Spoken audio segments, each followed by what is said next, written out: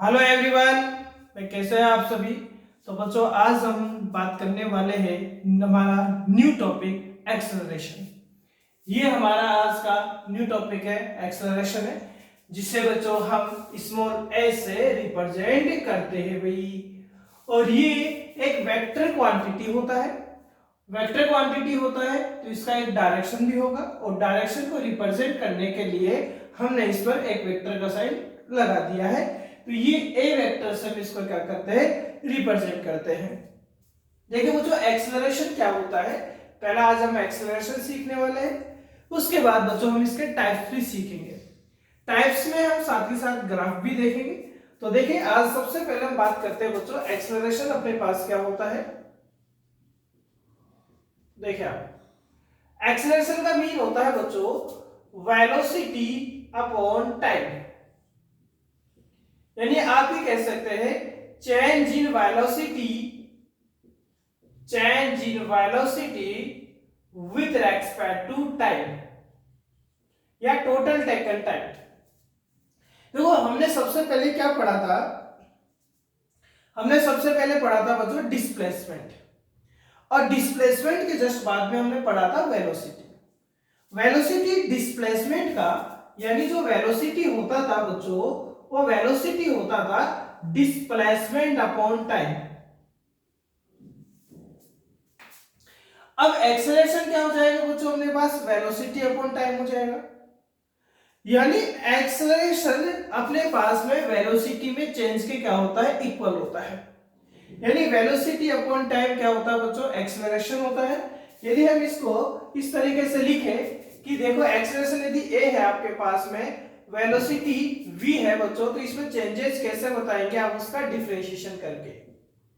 यानी बच्चों, यदि यदि आप वेलोसिटी का टाइम के रेस्पेक्ट में डिफरेंशिएशन कर देते हैं, तो अपने पास किसका वैल्यू फाइंड हो जाता है, एक्सेलरेशन का वैल्यू क्या हो जाता है बच्चों, फाइंड हो जाता है। यानी वेलोसिटी में जो चेंजेस होता है वो क्या होता है, अपने पास एक्सेलरेशन होता है। एक्सेलरेशन बहुत ज्यादा इंपॉर्टेंट टॉपिक है, क्योंकि बच्चों ये एक्सेलरेशन की वजह से ही किसी ऑब्जेक्ट पर क्या अप्लाई हो सकता है, फोर्स अप्लाई हो सकता है। यदि मैं बात करूं कि जैसे हम न्यूटन का सेकंड लॉ पढ़ेंगे आगे आने वाली क्लासेस में, तो उसमें न्यूटन का सेकंड लॉ से बच्चों हम फोर्स का वैल्यू फाइंड करेंगे, फोर्स का फॉर्मूला हम बताएंगे। और फोर्स क्या होता है बच्चों, ए में होता है। जैसे मान लो कि बच्चों आप गाड़ी चला रहे हो, गाड़ी में आप रेस कर रहे हैं, आप चाहे टू व्हीलर ले चाहे आप फोर व्हीलर लीजिए, आप यदि एक्सेलरेटेड उसको करते हैं, आप उसको एक्सेलरेशन देते हैं, आप उसका रेस यदि बढ़ते हैं, तो होता क्या है कि आप उसको क्या दे रहे होते हो बच्चों, एक्सेलरेशन दे रहे हो। क्योंकि उस एक्सेलरेशन की वजह से उस गाड़ी की वेलोसिटी में क्या आने वाला है, चेंज आने वाला है। अब वो एक्सेलरेटेड भी हो सकता है, वो रिटार्डेशन भी हो सकता है कि बच्चों आप उसका स्पीड क्या कर रहे हैं, बहुत फास्ट है, और उसको स्लो करना चाहते हैं, तो आप बच्चों उसमें ब्रेक लगाएंगे। यदि ब्रेक लगाएंगे तो वो भी एक्सेलरेशन में ही काउंट हो रहा है, बट वो नेगेटिव एक्सेलरेशन में काउंट होगा, क्योंकि वहां पर वेलोसिटी डिक्रीज होगी, उसे हम क्या बोलेंगे, रिटार्डेशन बोलेंगे। यानी एक्सेलरेशन एक ऐसा फैक्टर है जो बच्चों फोर्स लगाने के लिए सबसे ज्यादा इंपॉर्टेंट होता है। यानी फोर्स लगाने के लिए हम एक्सेलरेशन का ही यूज करते हैं। यदि किसी ऑब्जेक्ट पर फोर्स लगाया जाता है तो हम उस पर क्या लगाते हैं, एक्सेलरेशन ही लगाते हैं, जिससे उसका स्पीड में क्या आ जाता है, वेरिएशन आ जाता है। यदि बच्चों स्पीड इंक्रीज हो जाता है तो वहां एक्सेलरेशन पॉजिटिव में काउंट होता है, और यदि आपके पास वेलोसिटी कम हो जाता है, डिक्रीज हो जाता है, तो वहां पर एक्सेलरेशन जो होता है वो नेगेटिव में काउंट होता है। यानी हम ये बात करें, एक्सेलरेशन बच्चों पॉजिटिव भी होता है और एक्सेलरेशन क्या होता है, नेगेटिव भी होता है। यदि एक्सेलरेशन बच्चों नेगेटिव आ जाता है तो हम उसको रिटार्डेशन बोलते हैं। क्या बोलते हैं बच्चों, हम रिटार्डेशन बोलते हैं। सपोज इनिशियली किसी ऑब्जेक्ट का वेलोसिटी बच्चों 10 मीटर पर सेकंड है, और आपने एक्सेलरेशन अप्लाई कर रखा है। कितना एक्सेलरेशन, मैं मानता हूं बच्चों ए एक्सेलरेशन अप्लाई कर रखा है, और मान लो यदि उसका स्पीड 20 मीटर पर सेकंड हो रहा है। इसका मीन ये हुआ कि आपने वहां क्या कर दिया है भाई, आपने वहां एक्सेलरेटेड उसको कर दिया है। क्या कर दिया आपने, एक्सेलरेटेड उसको आपने कर दिया है। और यदि मान लो उसका स्पीड 20 मीटर पर सेकंड था और आपने स्पीड उसका 10 मीटर पर सेकंड कर दिया है, यानी आपने फिर एक्सेलरेशन लगाए, लेकिन यहाँ एक्सेलरेशन तो यहाँ तो पॉजिटिव माना जाएगा और यहाँ एक्सेलरेशन नेगेटिव माना जाएगा, और उस कंडीशन में इस एक्सेलरेशन को क्या कहा जाता है बच्चों, रिटार्डेशन कहा जाता है। यानी क्वेश्चन अपने पास यदि कभी आता है और इस क्वेश्चन में यदि स्पीड इंक्रीमेंट की बात करता है तो इंक्रीमेंट स्पीड में हमेशा ऑलवेज ए कैसा आता है बच्चों, पॉजिटिव आता है। और यदि आप बात करें कि स्पीड क्या हो रहा है, डाउन हो रहा है, स्लो हो रहा है, तो हम क्या कहते हैं, वह एक्सेलरेशन कैसा है, नेगेटिव है, जिसे हम क्या कहते हैं बच्चों, रिटार्डेशन कहते हैं। तो देखो यहाँ हमें दोनों बातों से क्या पता चल रहा है कि बच्चों स्पीड में यदि वेरिएशन आ रहा है, तो स्पीड में यदि जो वेरिएशन आ रहा है यानी वेलोसिटी में यदि वेरिएशन आ रहा है, यानी वेलोसिटी में यदि चेंजेस आ रहा है, तो उस चेंजेस को हम किससे डिफाइन करते हैं, उस चेंजेस को बच्चों हम एक्सेलरेशन से डिफाइन करते हैं। सो एक्सेलरेशन क्या होगा, अपने पास में एक ऐसा फैक्टर होगा जो फोर्स को अप्लाई करने के लिए बहुत इंपॉर्टेंट रहेगा, यानी मेन एक्सेलरेशन की वजह से ही फोर्स अप्लाई होता है। और हम ये कहते हैं कि ये वेलोसिटी को चेंज कर सकता है, यानी एक्सेलरेशन क्या होता है बच्चों, वेलोसिटी में चेंजेस के क्या होता है, इक्वल होता है। या ये कह सकते हैं कि टाइम के रेस्पेक्ट में वेलोसिटी में क्या चेंजेस अपने पास आ रहा है, हम उसे एक्सेलरेशन कहते हैं। अब बात करते हैं भाई, और अब हम और बात करते हैं। तो यहाँ पर पॉजिटिव नेगेटिव दोनों टाइप से हमने बताए, क्योंकि वेलोसिटी को इंक्रीमेंट डिक्रीमेंट दोनों ये कर सकता है। तो यदि हम बात करें, यदि बच्चों वेलोसिटी चेंज ही नहीं हो रहा हो, तो यदि मान लो वेलोसिटी चेंज नहीं हो रहा, यानी ये पॉजिटिव नेगेटिव का मीन समझ में आया अपने पास में। थर्ड यदि पॉइंट का हम डिस्कशन करें, यदि बच्चों वेलोसिटी किसी ऑब्जेक्ट की चेंज नहीं हो रही है, वेलोसिटी नॉट चेंज, मान लो आपकी गाड़ी का स्पीड है कंटिन्यूस 10 मीटर पर सेकेंड के बाद से भी 10 मीटर पर सेकेंड ही रह रहा है, यानी हर टाइम आपका गाड़ी का स्पीड 10 मीटर पर सेकेंड है, बाद में भी किसी टाइम में यदि आप उसको देख रहे हैं तो वो 10 मीटर पर सेकेंड है। तो उस कंडीशन में बच्चों, उस कंडीशन में एक्सेलरेशन कितना होना चाहिए, तो यहाँ देखिए वेलोसिटी में बच्चों कोई चेंजेस नहीं आ रहा है, वेलोसिटी में यदि कोई चेंजेस नहीं आ रहा है तो वह एक्सेलरेशन भी कितना हो सकता है बच्चों, 0 हो सकता है। यानी एक्सेलरेशन पॉजिटिव नेगेटिव 0 तीनों हो सकता है। पॉजिटिव एक्सेलरेटेड कहा जाएगा, नेगेटिव रिटार्डेशन कहा जाएगा, और 0 का मीन ये हुआ कि वहां पर किसी भी टाइप का एक्सेलरेशन अप्लाई नहीं हो रहा है, वहां किसी भी टाइप में वेलोसिटी में वेरिएशन नहीं आ रहा है। तो यहां से हमारे पास एक बात समझ में आ रही है कि एक्सेलरेशन की वजह से ही फोर्स अप्लाई होता है, जिससे स्पीड में वेलोसिटी में वेरिएशन आ सकता है। इसलिए एक्सेलरेशन को वेलोसिटी में चेंज से क्या करते हैं, डिफाइन करते हैं। तो वेलोसिटी अपॉन टाइम अपने पास एक्सेलरेशन हुआ है। अब हम बच्चों इसका यूनिट देखते हैं भाई, अब हम इसका यूनिट देख लेते हैं, ठीक है। देखो यूनिट की बात हम करते हैं, तो यूनिट इसका क्या क्या हो सकता है। सबसे पहले यूनिट यहां देखिए बच्चों, एमके सिस्टम में फाइंड करते हैं हम। देखो ये कौन है बच्चों, वेलोसिटी है, और वेलोसिटी का यूनिट क्या होता है बच्चों, मीटर पर सेकंड होता है, ये मीटर पर सेकंड हो गया। डिवाइड में कौन है, टाइम में, तो वन टाइम और टाइम का यूनिट सेकंड यूज लेंगे आप। सो इसका एक्सेलरेशन का जो यूनिट होगा बच्चों वो मीटर पर सेकंड स्क्वायर रहेगा। सीजीएस सिस्टम में बच्चों मीटर की जगह सेंटीमीटर आ जाएगा, तो सेंटीमीटर पर सेकंड स्क्वायर रहेगा। इसी तरीके से यदि हम बात करें इसके डायमेंशन का, तो देखो इसका डायमेंशन क्या होता है, इसका डायमेंशन अपने पास में क्या होता है, तो देखो ये मीटर है तो बच्चों L1 हो गया, और सेकंड स्क्वायर क्या हो गया बच्चों, T2 हो गया, तो इसका डायमेंशन हो गया L1 है T-2 हो गया। तो ये तो बच्चों नॉर्मल एक्सेलरेशन है, यानी एक्सेलरेशन का मीन अपने को इतना दिमाग में फिट बैठ जाना चाहिए कि एक्सेलरेशन वो फैक्टर है जिसकी वजह से किसी ऑब्जेक्ट पर फोर्स अप्लाई होता है, और उसमें इसकी स्पीड में क्या करता है, वेरिएशन लाता है, उसके मोमेंटम में क्या लाता है, वो वेरिएशन लाता है। क्लियर है भाई अपने पास। जैसे हम बात करें कि सर हाँ चलो आप एक बार और बताइए हमें किस तरीके से फोर्स में वेरिएशन आता है, ये फोर्स अप्लाई कर सकता है। तो देखो बच्चों, एक एक्सेलरेशन के बारे में आपने सुना होगा और ये होता है बच्चों ग्रेविटेशनल एक्सेलरेशन। और ये जो ग्रेविटेशनल एक्सेलरेशन होता है, ये जो ग्रेविटेशनल एक्सेलरेशन अपने पास होता है बच्चों, इसे हम स्मॉल जी से रिप्रेजेंट करते हैं। हम इसे किससे रिप्रेजेंट करते हैं? स्मॉल जी से रिप्रेजेंट करते हैं।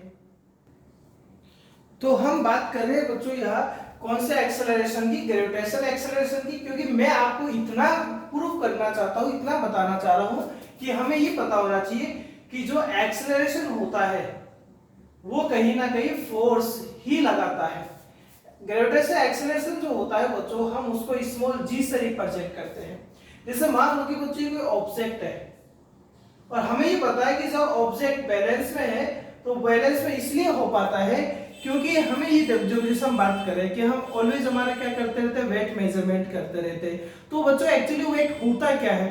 तो वेट क्या होता है? वो वेट ड्यू टू कहाँ लगता है? ड्यू टू ग्रेविटी लगता है। जैसे मान लो अर्थ का सेंटर है और अर्थ के सेंटर के ऊपर, या अभी कह सकते हैं कि अर्थ की सरफेस पर कोई ऑब्जेक्ट आपके पास रखा हुआ है, तो अर्थ की सेंटर की साइड में ग्रेविटेशनल फोर्स लगता है। और वो ग्रेविटेशनल फोर्स भी किसकी वजह से लगता है? ग्रेविटेशनल एक्सेलरेशन की वजह से लगता है, जो स्मॉल जी होता है।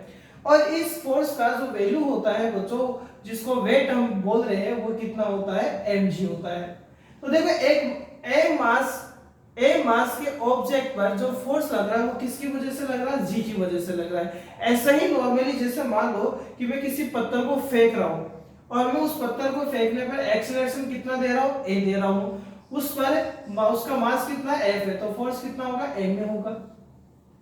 यानी एक्सेलरेशन ऐसा फैक्टर है बच्चों जो किसमें वेरिएशन ला सकता है? वेलोसिटी में, मोमेंटम में वेरिएशन ला सकता है, ऑब्जेक्ट को चेंज कर सकता है। अब यहाँ पर इतनी बात हमें समझ में आ रही है। तो देखें, अब हम बात करते हैं वापस से हमारे नॉर्मल एक्सेलरेशन पर ही आ जाते हैं। तो देखो एक्सेलरेशन ए से रिप्रेजेंट करेंगे, ये वेक्टर क्वांटिटी होता है।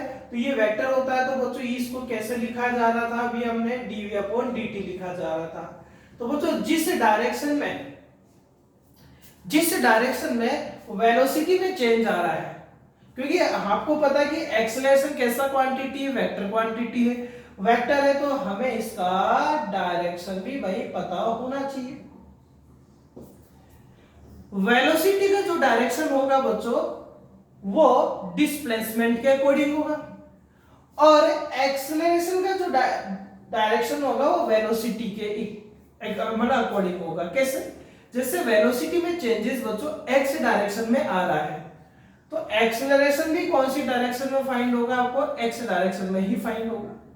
यानी जिस डायरेक्शन में वेलोसिटी में चेंजेस आ रहा है, क्योंकि एक्सेलरेशन यदि वेलोसिटी में चेंज को बता रहा है, इसका मीन ये हुआ कि एक्सेलरेशन भी कहाँ अप्लाई हो रहा है? वेलोसिटी की डायरेक्शन में ही अप्लाई हो रहा है, जिस डायरेक्शन में वेलोसिटी चेंज हो रहा है। तो यहाँ पर इसका जो अपने पास में डायरेक्शन होगा वो वेलोसिटी के चेंजेस की डायरेक्शन में ही होगा। अब यहाँ इसका मीन ये अपने पास हुआ कि बच्चों यदि आप वेलोसिटी का यदि डिफरेंशिएशन कर देते हैं तो अपने पास क्या आ जाता है? एक्सेलरेशन आ जाता है। और ये भी पता था आपको कि बच्चों आप डिस्प्लेसमेंट का डिफरेंशिएशन करते थे। यानी यदि डिस्प्लेसमेंट का डिफरेंशिएशन करेंगे तो वेलोसिटी आएगा, और वेलोसिटी का डिफरेंशिएशन करेंगे तो कौन आएगा? एक्सेलरेशन आएगा। इसका मीन ये अपने पास, हम इसको क्या कह सकते हैं कि डिस्प्लेसमेंट का वन टाइम यदि डिफरेंशिएशन किया है तो बच्चों वेलोसिटी आया है। वेलोसिटी का अगेन वन टाइम डिफरेंशिएशन किया है तो एक्सेलरेशन आया है। इसका मीन देखो 1 + 1, डिस्प्लेसमेंट का कितने टाइम डिफरेंशिएशन हो चुका है? 2 टाइम हो चुका है। तो यदि डिस्प्लेसमेंट का 2 टाइम डिफरेंशिएशन आप कर देंगे, 2 टाइम यदि डिफरेंशिएशन आप कर देंगे, यह 1 टाइम है और ये इधर 1 टाइम है, तो वहां एक्सेलरेशन प्राप्त होता है। यानी डिस्प्लेसमेंट का डिफरेंशिएशन वेलोसिटी का डिफरेंशिएशन एक्सेलरेशन। तो इसका मीन ये हो गया बच्चों कि डिस्प्लेसमेंट का वन टाइम तो velocity, again one time acceleration, तो यहां हम ये बोलेंगे कि डिस्प्लेसमेंट का 2 टाइम डिफरेंशिएशन हो चुका है, और डिस्प्लेसमेंट का 2 टाइम डिफरेंशिएशन यदि हो रहा है तो वहां क्या फाइंड हो रहा है, आपको एक्सेलरेशन फाइंड हो रहा है। सो यहां देखें, यहां v इक्वल्स टू बच्चों क्या होता है, dx by dt भी हो सकता है, वेलोसिटी क्या होता है, डिस्प्लेसमेंट अपॉन टाइम होता है, तो बच्चों एक्सेलरेशन क्या होगा, dy dt एंड v का मतलब क्या है बच्चों, dx अपॉन dt, और इसको कैसा लिखा जाएगा, इसको लिखा जाएगा d square x upon dt square. तो ये सेकेंड ऑर्डर का डिफरेंशिएशन है। देखो यहाँ पावर कितना आ रहा है बच्चों, 2 आ रहा है, इसका मीन ये सेकंड ऑर्डर का डिफरेंशिएशन है। इसका मीन ये हुआ कि इस x का, और what is x, x is displacement, x is displacement.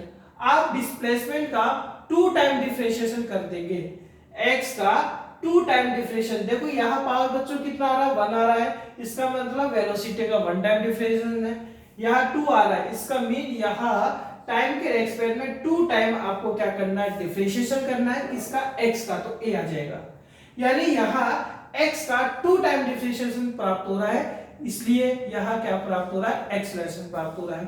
तो ये अपने को एक बात पता चली है कि बच्चों डिस्प्लेसमेंट से यदि आपको क्या फाइंड आउट करना है बच्चों, यदि आपको फाइंड आउट करना है वेलोसिटी, क्या फाइंड आउट करना है, वेलोसिटी, तो आपको क्या करना पड़ेगा, डिफरेंशिएशन करना पड़ेगा। इसी तरीके से वेलोसिटी का, आप वेलोसिटी से आप एक्सेलरेशन को प्राप्त करना चाहते हैं तो आपको बच्चों डिफरेंशिएशन करना पड़ेगा। लेकिन यदि अपोजिट आ जाए, इसका मीन भी ये हो गया कि डिस्प्लेसमेंट से एक्सेलरेशन यदि आपको डायरेक्टली प्राप्त करना है तो आपको 2 टाइम डिफरेंशिएशन करना पड़ रहा है भाई, ठीक है, वही बात वापस रिपीट की। लेकिन यदि आपको एक्सेलरेशन से बच्चों वेलोसिटी प्राप्त करना है, एक्सेलरेशन से वेलोसिटी चाहिए, अब अपोजिट करें तो आपको डिफरेंशिएशन का अपोजिट, डिफरेंशिएशन का अपोजिट जो कैलकुलस होता है वो जो वो इंटीग्रेशन होता है, तो आपको इंटीग्रेशन करना पड़ेगा। मैं सिखाऊंगा, क्वेश्चन बताऊंगा आपको। और वेलोसिटी से डिस्प्लेसमेंट प्राप्त करना है तो बच्चों आपको अगेन क्या करना पड़ेगा, इंटीग्रेशन करना पड़ेगा। यानी एक्सेलरेशन का 2 टाइम यदि बच्चों आप क्या करेंगे, इंटीग्रेशन करेंगे तो क्या प्राप्त हो जाएगा, आपको डिस्प्लेसमेंट प्राप्त हो जाएगा। यानी हमें देखो कितनी सारी बातें यहाँ समझ में आ रहा है। अभी तक बच्चों डेफिनेशन ही बता रहे, अभी तक टाइप्स हमने नहीं बताया, तो डेफिनेशन से क्वेश्चन करने के तरीके को मैं आपको सिखा रहा हूँ कि किस तरीके से आप क्वेश्चन को अटेम्प्ट कर सकते हैं। मतलब बात समझ में आ रही है अपने पास में। अब हम इसके टाइप्स को देखते हैं, एक्सेलरेशन के टाइप्स को देखेंगे भैया। तो देखिए बच्चों, फर्स्ट टाइप हम देखते हैं बच्चों यूनिफॉर्म एक्सेलरेशन, यूनिफॉर्म एक्सेलरेशन, और इसी के साथ बच्चों हम नॉन यूनिफॉर्म भी डिस्कस कर लेते हैं। नॉन यूनिफॉर्म जिसको हम वेरिएबल एक्सेलरेशन भी कह सकते हैं, जिसको हम वेरिएबल एक्सेलरेशन भी कह सकते हैं भाई, ठीक है। तो सेकंड अपने पास में है यूनिफॉर्म, पहला है यूनिफॉर्म, सेकंड कौन सा है, नॉन यूनिफॉर्म। तो वो जो यूनिफॉर्म क्या होता है, यूनिफॉर्म का मीन हमें पता क्या चल रहा है कि वो जो हर कंडीशन पर एक्सेलरेशन कैसा होगा, कांस्टेंट होगा, और यदि वो जो ए कांस्टेंट नहीं रहा तो हम क्या बोलेंगे, उसको नॉन यूनिफॉर्म एक्सेलरेशन बोलेंगे। यानी यूनिफॉर्म एक्सेलरेशन क्या होता है कि यदि आपके पास कहीं एक्सेलरेशन का वैल्यू कांस्टेंट है तो हम उसको यूनिफॉर्म एक्सेलरेशन बोलेंगे। यूनिफॉर्म का mean constant same. Non uniform का मीन बच्चों जहां कांस्टेंट एक्सेलरेशन नहीं आएगा उसको वेरिएबल या नॉन यूनिफॉर्म क्या कहा जाएगा, एक्सेलरेशन कहा जाएगा।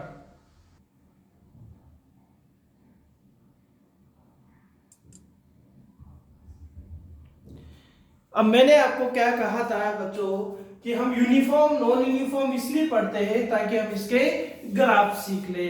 तो अब हम एक ग्राफ सीखते हैं। यानी यूनिफॉर्म का मीन हो गया कि यदि ऑब्जेक्ट का एक्सेलरेशन यदि सेम रहेगा तो हम उसको यूनिफॉर्म एक्सेलरेशन का ऑब्जेक्ट बोलेंगे।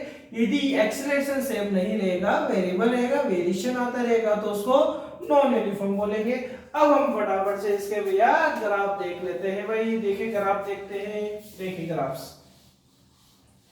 अब ग्राफ सीखने से पहले, ग्राफ देखने से पहले हमें दो बातें देखनी है कि हम पहले बात तो ग्राफ किसका देख रहे हैं बच्चों। यह ग्राफ हम देख रहे हैं velocity time graph, velocity time graphs की हम बात कर रहे हैं।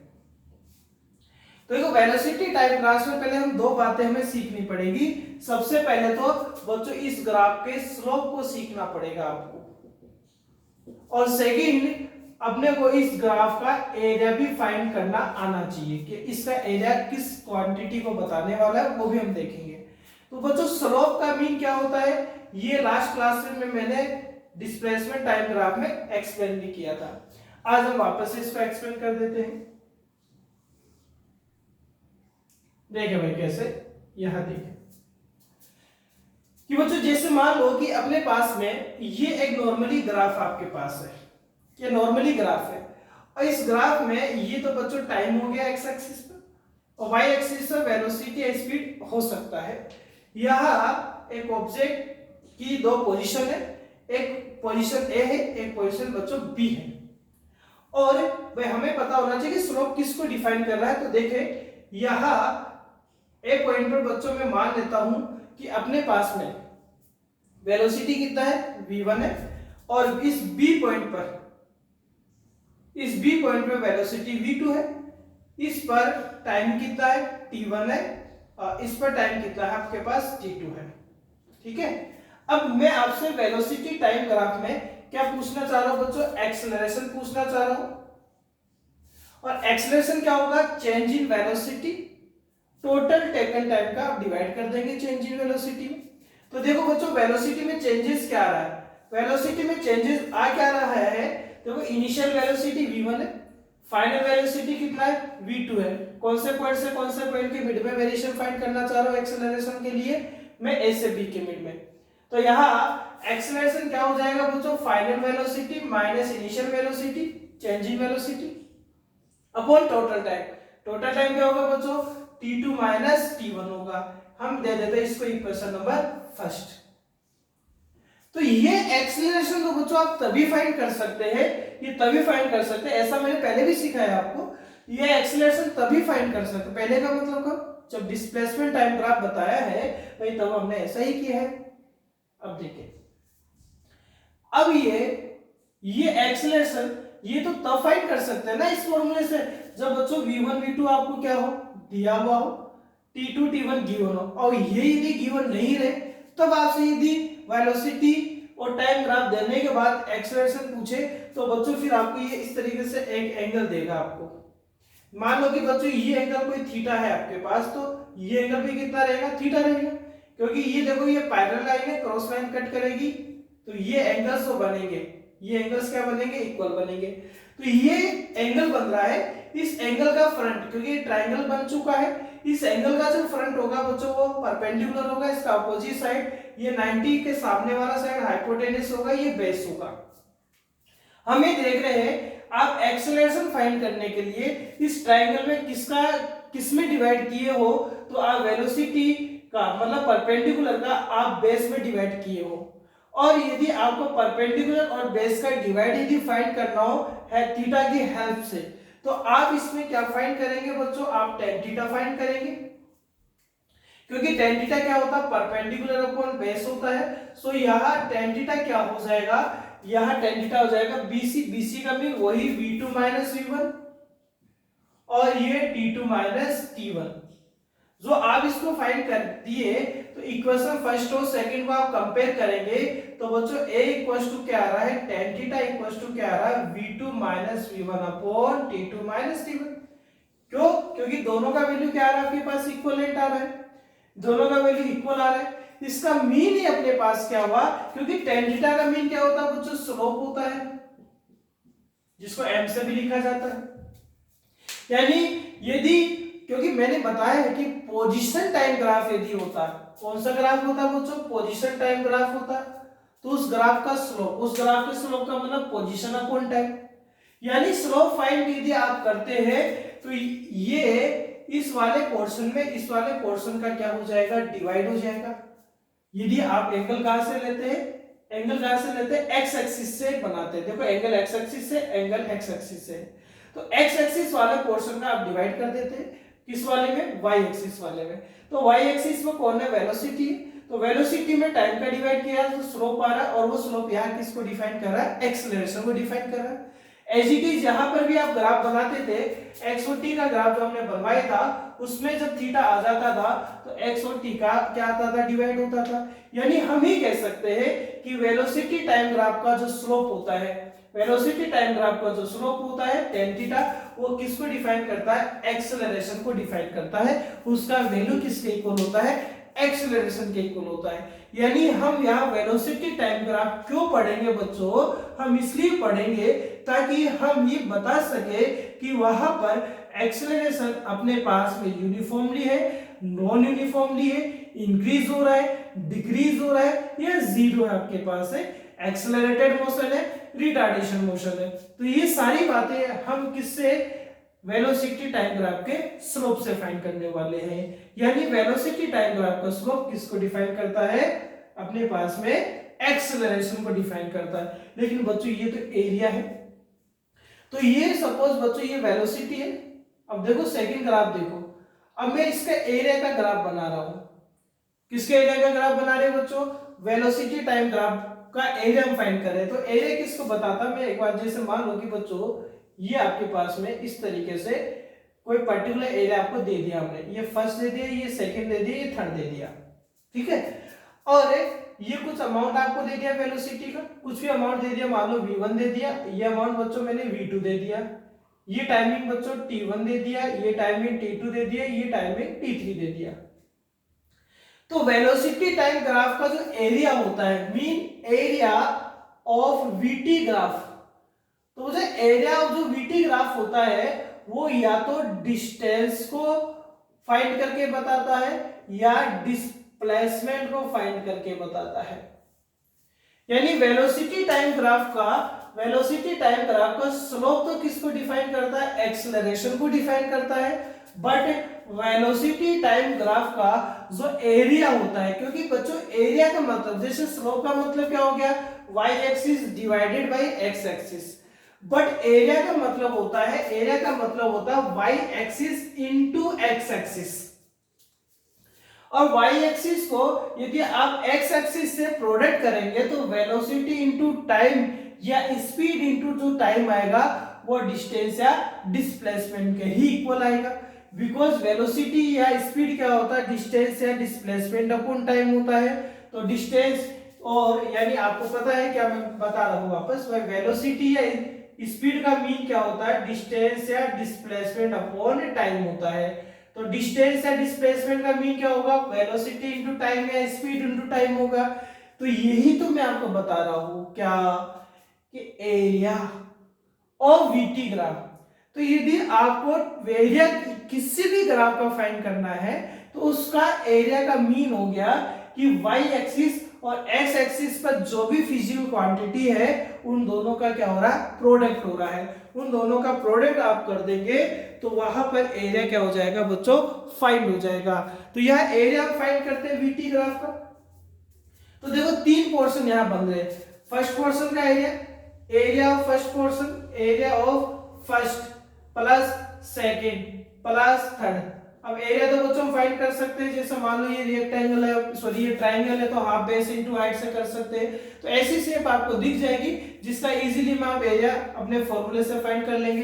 तो यदि बच्चों आपने सभी तीनों के एरिया को ऐड कर दिया तो बच्चों वो डिस्टेंस आएगा, वो किसके इक्वल आएगा, आपके पास डिस्टेंस के इक्वल आएगा।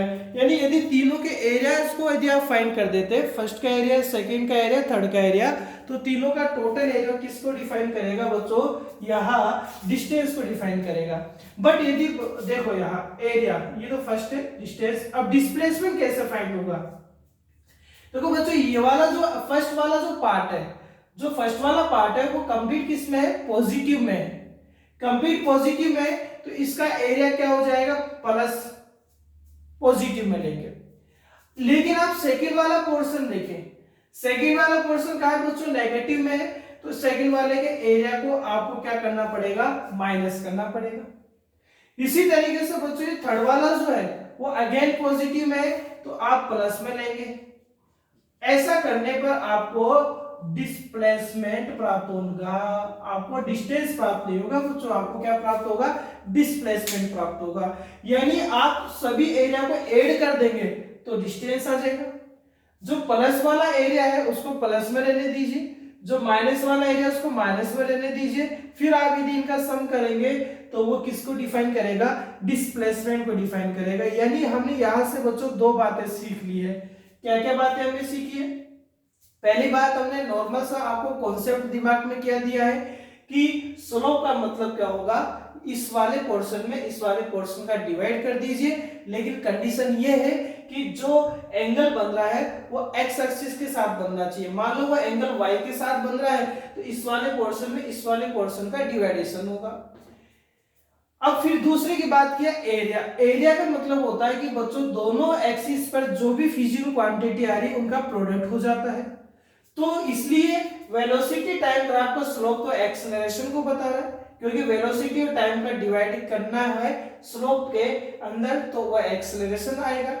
लेकिन यदि एरिया फाइंड करेंगे किसका, वेलोसिटी टाइम ग्राफ का, तो वो डिस्टेंस है डिस्प्लेसमेंट को बताएगा।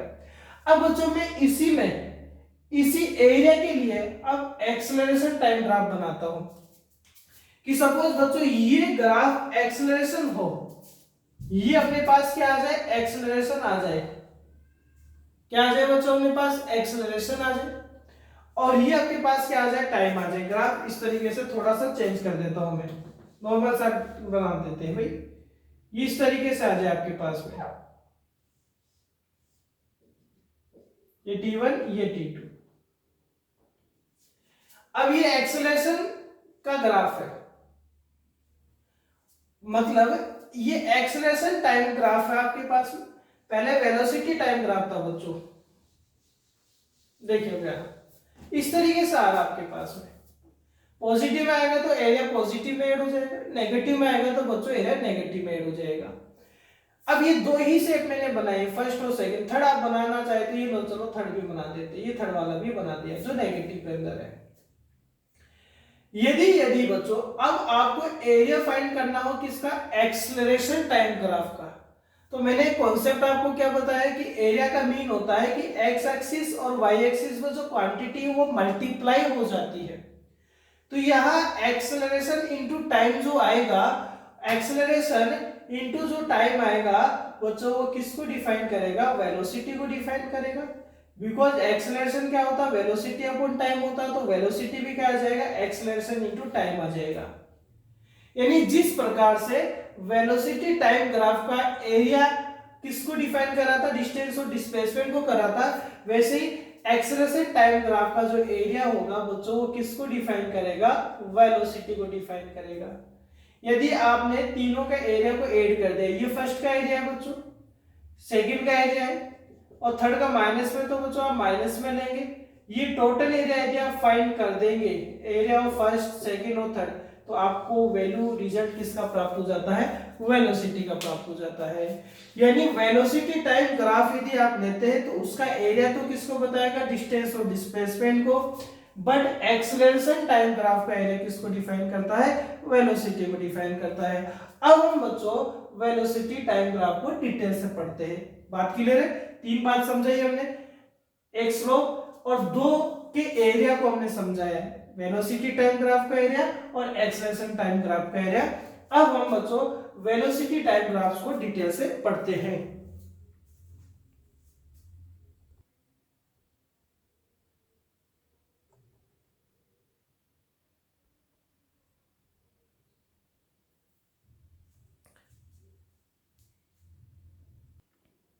तो देखो बच्चों हम वही 5 ग्राफ्स पढ़ेंगे जो हमने पोजीशन टाइम ग्राफ्स में पढ़े थे। देखो कौन कौन से 5 ग्राफ्स होंगे बच्चों, पहले हम कॉमनली पांचों ग्राफ बनाते हैं, उसके बाद सेपरेटली एक एक को एक्सप्लेन करेंगे।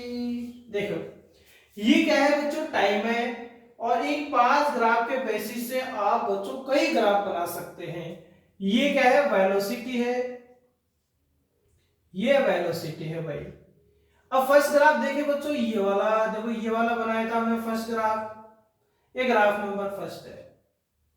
ये ग्राफ नंबर क्या है बच्चों, सेकंड है। As it is displacement position time graph में, यानी हमने जो ग्राफ बनाया वही है।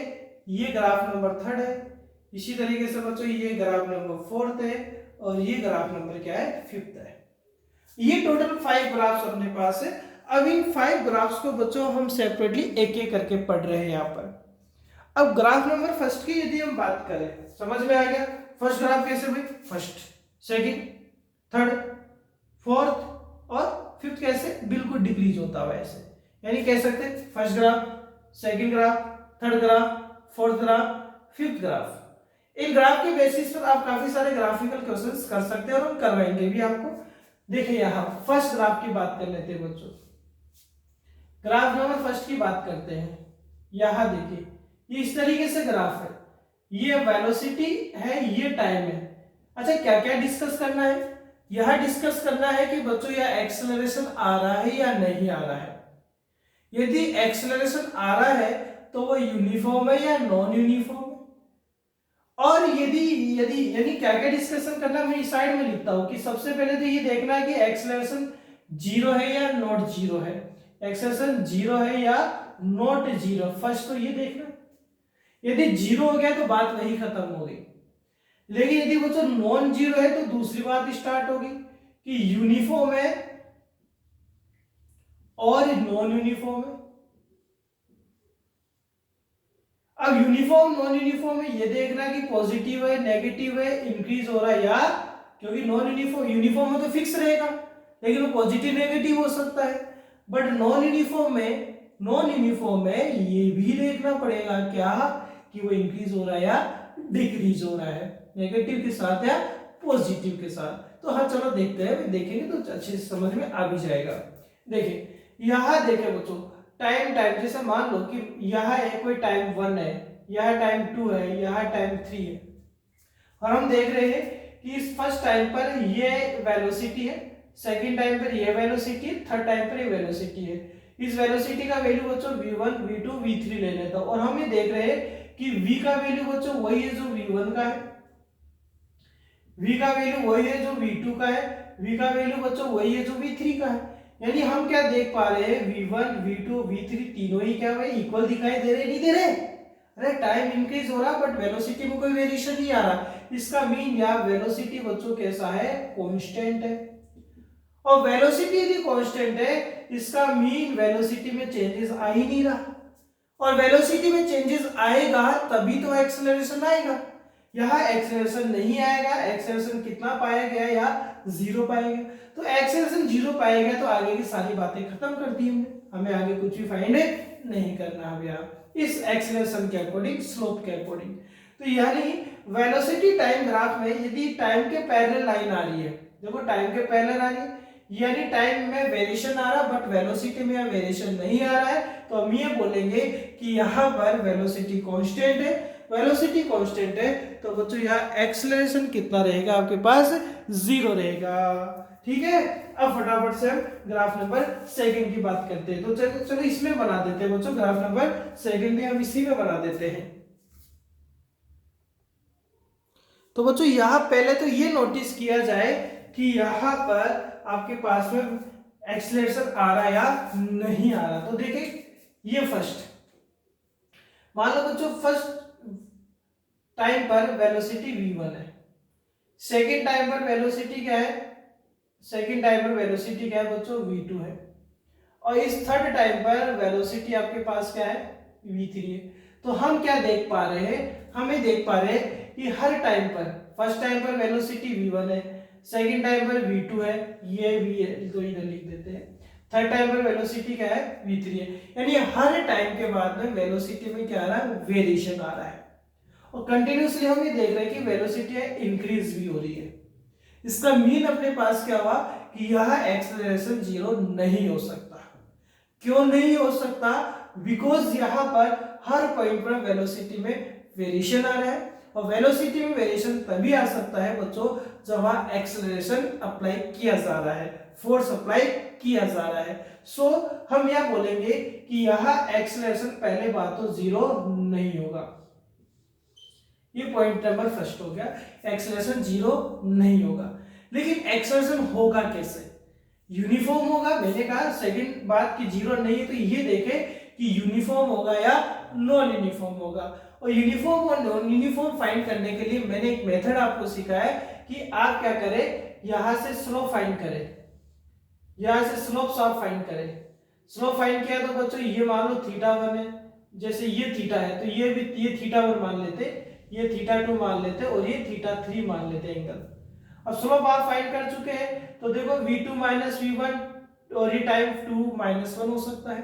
लेकिन हम ये देखें कि जितना थीटा है, जितना थीटा है उतना ही बच्चों θ1 होगा, उतना ही क्या होगा θ2 होगा, उतना ही कौन होगा θ3 होगा। यदि ऐसा होगा, यदि बच्चों ऐसा होगा तो tan θ1 का वैल्यू tan θ2 के इक्वल होगा और tan θ3 के इक्वल होगा या नहीं होगा भाई अपने पास में? बिल्कुल होगा। यानी हर एंगल का वैल्यू यदि इक्वल है तो उनके स्लोप का वैल्यू भी इक्वल होगा। यानी ये पॉइंट जो है, पॉइंट नंबर फर्स्ट, सेकंड और थर्ड, इन तीनों पॉइंट पर हम क्या देख पाएंगे, हम ये देखेंगे कि इन पर हर पॉइंट पर स्लोप क्या आ रहा है, इक्वल आ रहा है।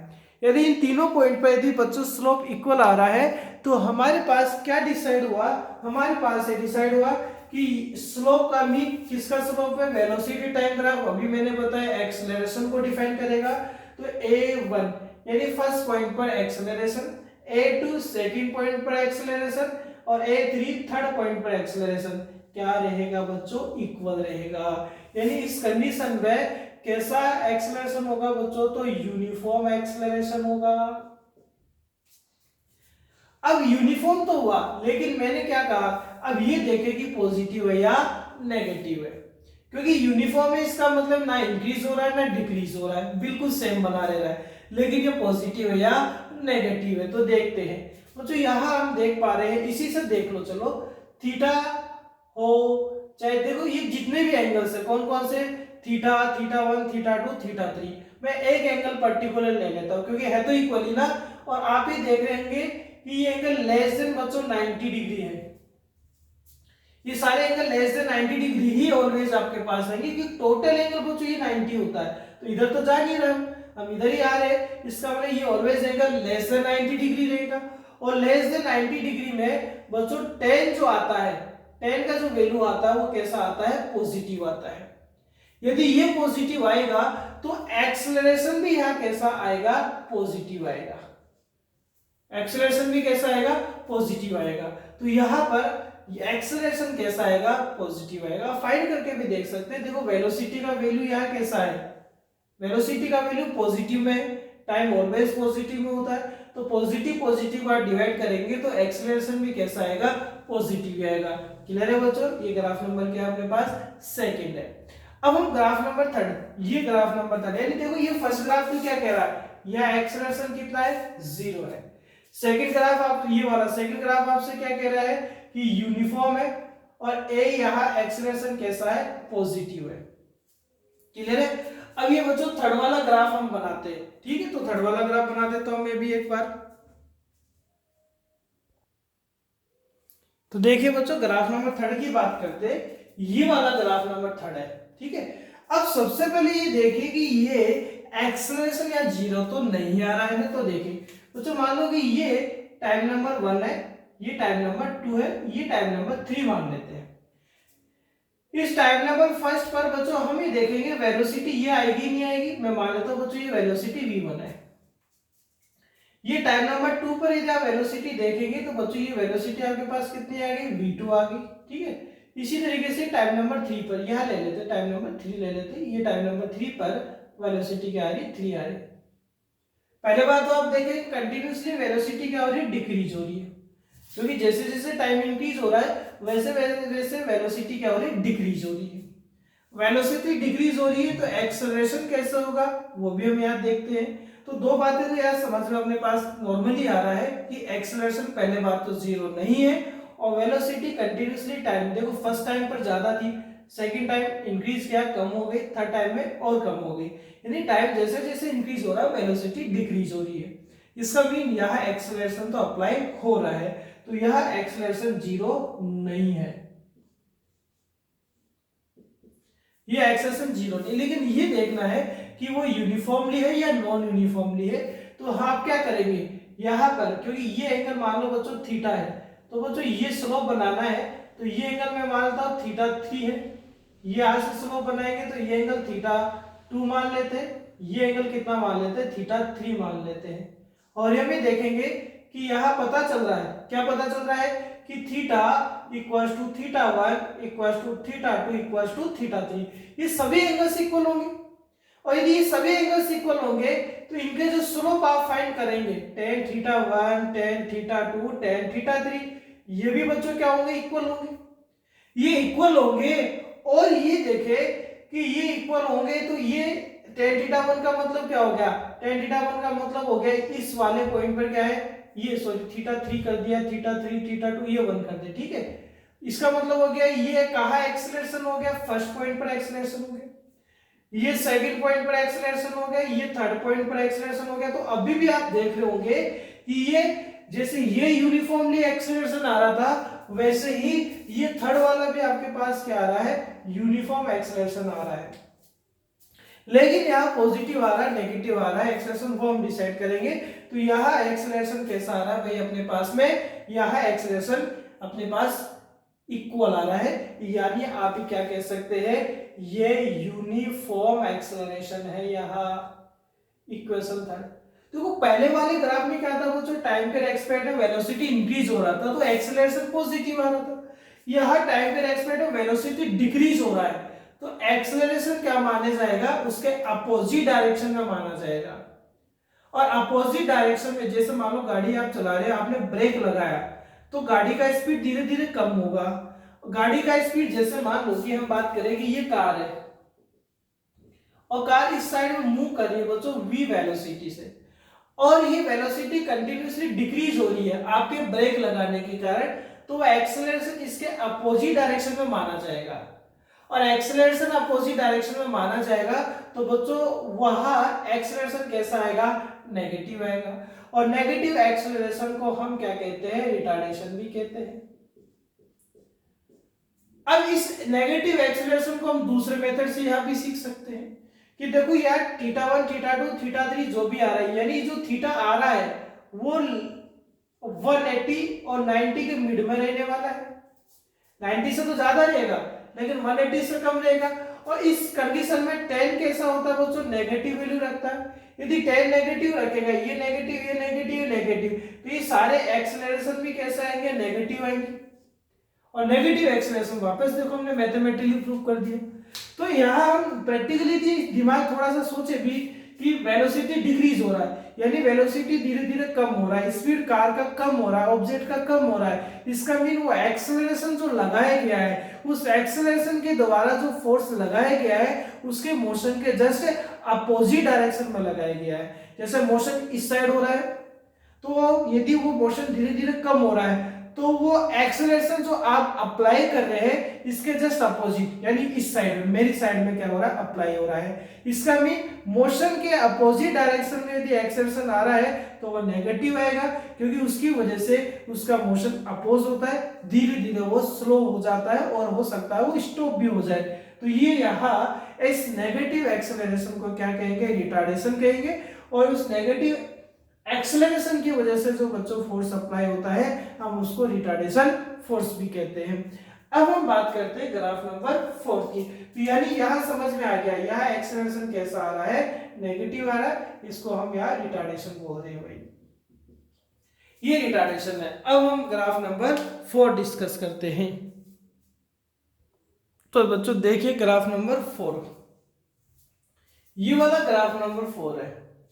इस ग्राफ नंबर 4 में हम क्या देख रहे हैं कि पहले तो देखो एक्सेलरेशन जीरो तो नहीं है क्या, देखिए देखिए बच्चों यहाँ देखिए आप, या मान लो बच्चों टाइम नंबर 1 है, इस टाइम नंबर 1 पर आपके पास वेलोसिटी v1 है। ये बच्चों टाइम नंबर 2 ले लेते हैं, टाइम नंबर 2, और इस टाइम नंबर 2 पर वेलोसिटी v2 ले लेते हैं। तो आप ही देख रहे होंगे कि दोनों टाइम पर वेरिएशन आ रहा है वेलोसिटी में, वेलोसिटी चेंज हो रही है। वेलोसिटी चेंज एक्सेलरेशन की वजह से ही हो सकती है। इसका मीन यहाँ फर्स्ट पॉइंट हम बोलेंगे एक्सेलरेशन जीरो तो नहीं है। बट अब ये देखना पड़ेगा कि यूनिफॉर्मली है या नॉन यूनिफॉर्मली है। तो यहां से आपको एंगल बनाना है, और एंगल बनाने के लिए बच्चों यहां से आप टेंजेंट बनाइए इस तरीके से, ये इस तरीके से टेंजेंट आप बना दीजिए। ये टेंजेंट के लिए आपने पैरेलल लाइन ली, ये θ1 एंगल है, और ये कितना एंगल है बच्चों, θ2 एंगल है।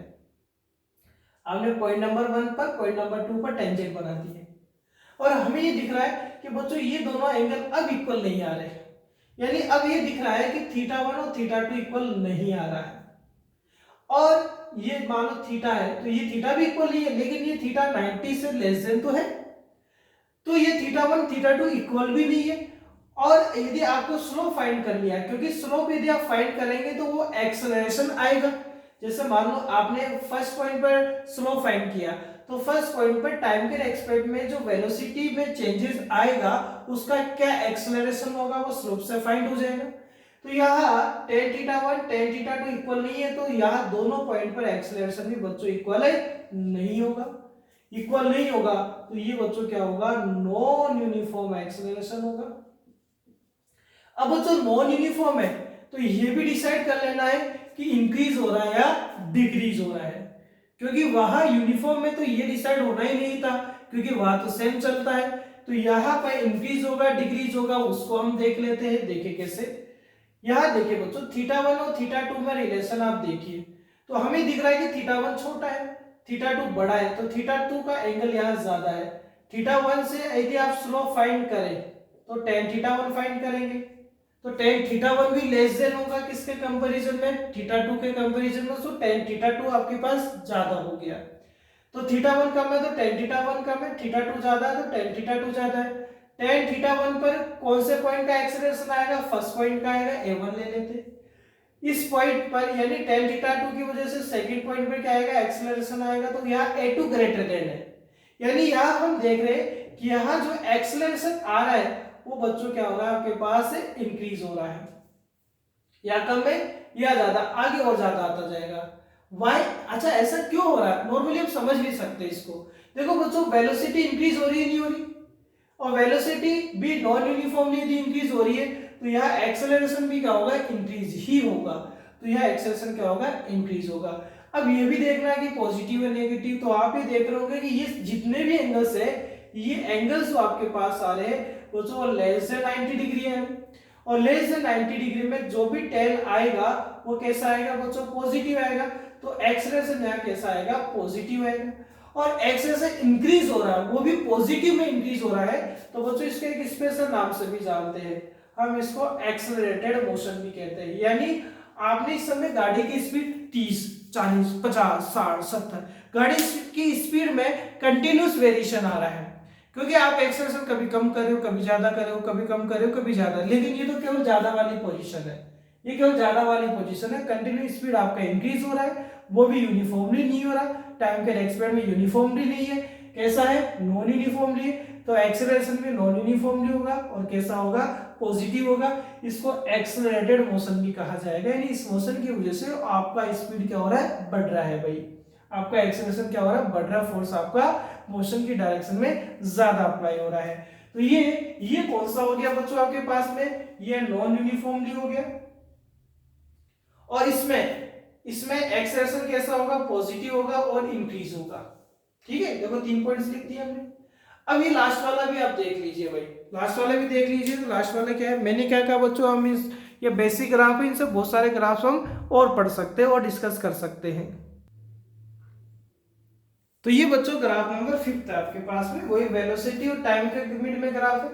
अब पहले देखिए एक्सेलरेशन अपने पास आ रहा है या नहीं आ रहा, तो देखो बच्चों इस पॉइंट पर ले लेता हूँ, ये फर्स्ट पॉइंट में वेलोसिटी v1 है, ऐसे ही बच्चों ये सेकंड पॉइंट में वेलोसिटी क्या है, ये टाइमिंग तो 2 ले लेता हूँ और वेलोसिटी v2 ले लेता हूँ।